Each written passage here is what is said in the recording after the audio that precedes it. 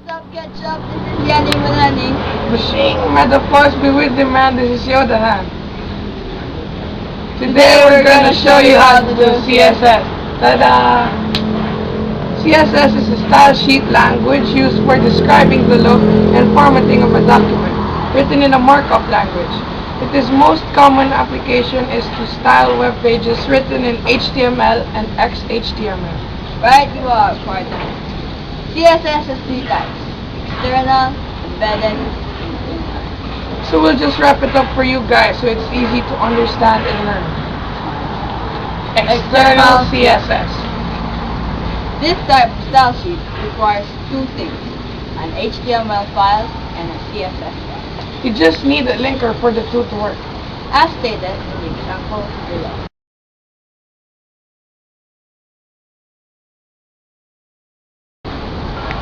The embedded CSS.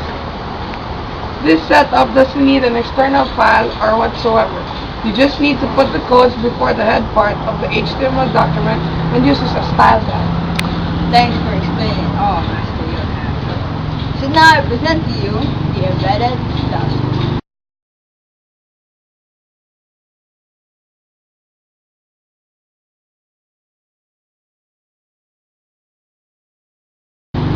Do you notice how the properties are grouped together using the selectors?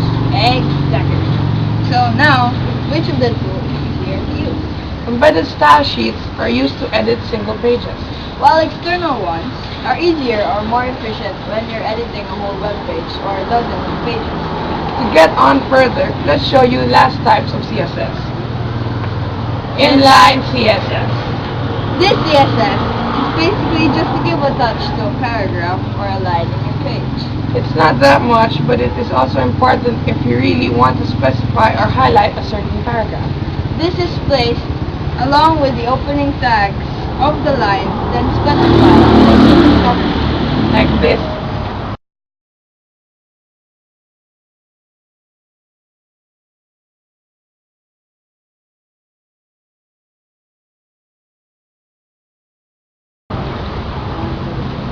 So now that you have learned the basics, it's time to party. Shut up, wait, we have more in store. Alright, since you know the basics, this tutorial is meant to teach you the color properties of CSS. Okay, so you all know there's blue, red, and green, and yellow. Don't go saying all the colors, Johann. You all know. So the color properties are hexadecimal with a hashtag. Like for example, number sign and 6 zeros. It creates the color white. And number sign and 6 F's creates the color black. We basically created this tutorial to help out those who are having a hard time naming colors for their web page rather than memorizing the hexadecimal code. So, without further ado, present to you the main event. So when you have established the three fundamental types of CSS, it is no longer a problem to create one. First off, open your notepad. Or if you have Notepad++ installed, then you're a lucky guy. After having opened this, type the tags necessary. HTML, opening and close tag, head, title, then body tag. I suggest that as you type these tags, you already prepare their closing tag, and just create the additional necessary properties in between. Take for example, you want to create a nifty web page for your little sister and her friends about Barbie, and the likes. That sounds weird, you saying it. After having established these tags, create the necessary properties to be added into the web page. Like below the title, Barbie Land. A little info about Barbie Land using the P tag. This is a web page for my little sister, as shown below. After doing so, you establish which CSS types are you going to use. Is it gonna be an embedded CSS or an external? For this tutorial, we will teach you how to use the external CSS.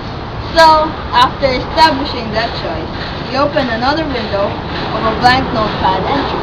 This is a very convenient way as a start, and we use certain selectors as marking for what to edit.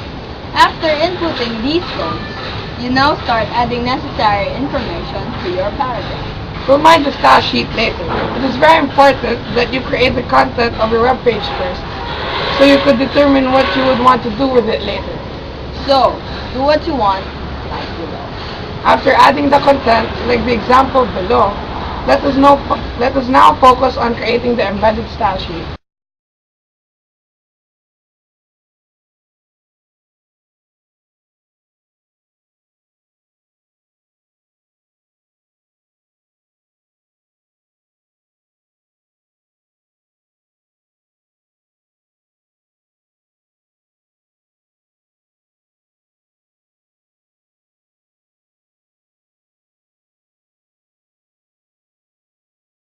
So, since we use the p tags to define the content of your web page, we are going to use these as selectors to the external style sheet. Below we use P, then an opening bracket sign to indicate the properties to be used to edit all of the content that use P tags. You could use any property, like text align, font family, and of course, the gist of this tutorial, the color property. The color property is defined as text color.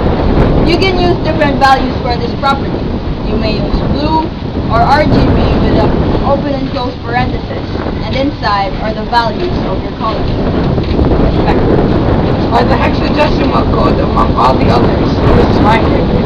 So, as you all know, the hexadecimal code again has 6 different digits.